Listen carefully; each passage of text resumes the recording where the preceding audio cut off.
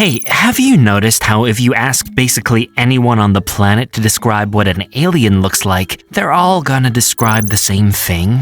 Big head, tiny body, no hair or nose to speak of, skin the color of something that's never seen sunlight, and these massive black eyes that take up about a third of the face and seem to absorb light rather than reflect it. And the reason everyone describes the same thing isn't because we've watched the same alien movies growing up, it's because enough people have actually seen them that the description has basically become muscle memory for our species at this point.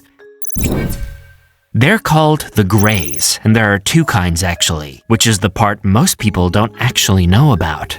The first kind are tall, anywhere from 5 to 8 feet, and these are the ones that seem to be in charge apparently, because they're the ones doing the actual science, collecting genetic material, and running whatever procedure they've decided you're needed for that evening. They communicate telepathically, and they don't like to get their four-fingered hands dirty by touching you directly. That's where the second kind comes in. The second kind are shorter, 3 to 4 feet, stubbier, and they're the ones actually doing things to you on the table once you're abducted. Most researchers think these smaller ones might not even be biologically alive in any meaningful way. They're just clones, grown in batches specifically to do the work the tall ones consider beneath them, which is a thought you can stick with. Their home is a binary star system called Zeta Reticuli, about 38 light-years away. And we know this specifically because during the abduction of this one lovely couple, Betty and Barney Hill in 1961, one of the Greys actually showed Betty a star map.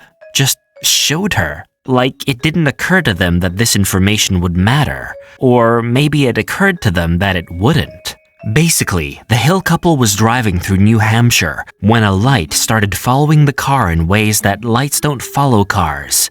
And the next thing they knew, they were 35 miles down the road, with 2 hours of their lives simply missing from their memories. Both of them feeling like something irreversible had just happened to their bodies. Under hypnosis years later, Betty described a needle 6 inches long being pushed into her abdomen, and Barney described things he couldn't even finish sentences about. Things about an alien Hitler.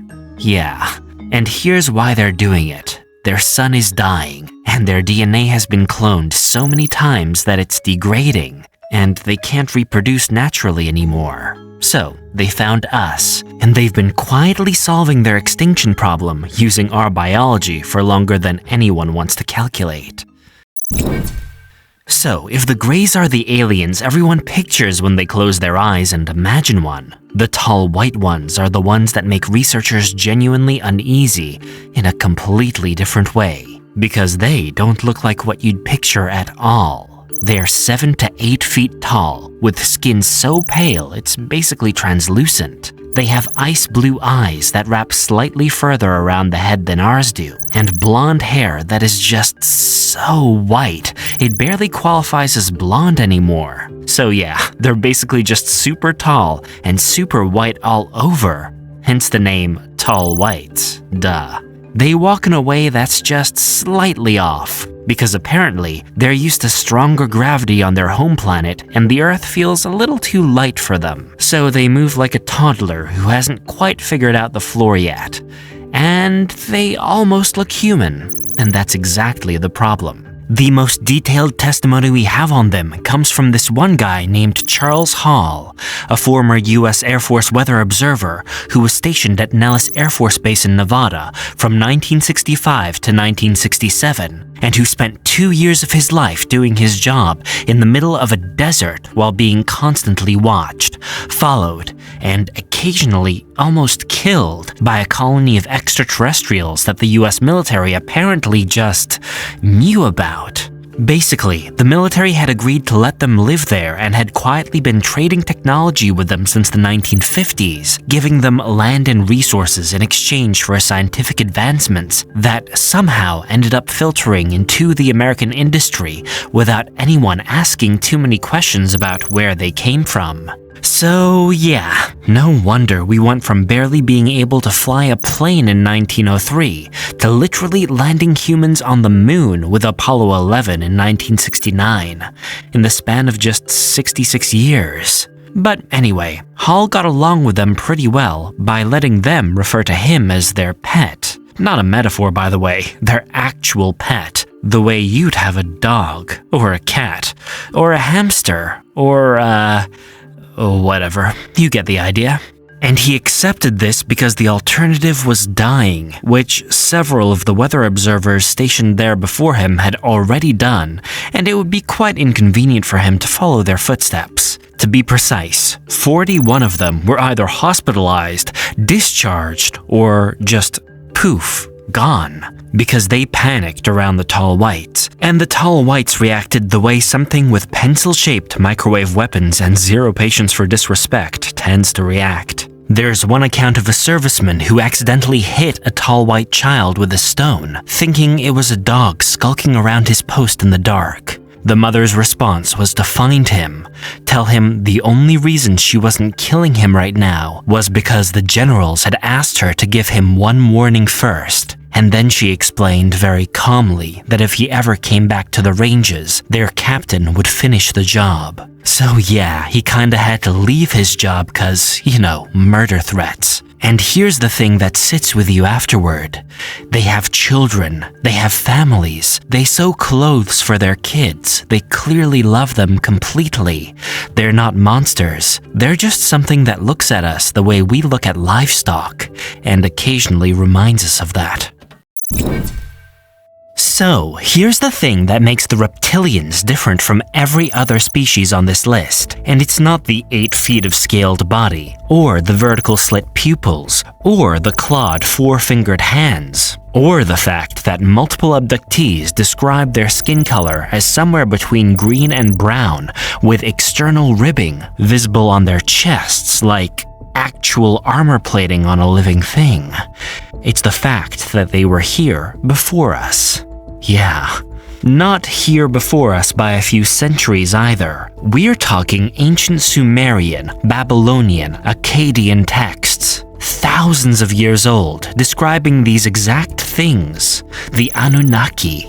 And before you go, okay, ancient aliens, I've seen the show, consider what abductees say. People who have never read a word of Sumerian mythology independently describe encountering the exact same species, same height, same eyes, same scales, same attitude, which is basically the attitude of something that owns this planet and finds your presence on it mildly infuriating at best. Because that's the other thing. These things are not curious about us the way the Greys are, collecting samples with the detached focus of scientists. The Reptilians are described as commanding. Multiple abductees report being required to show what they can only describe as respect.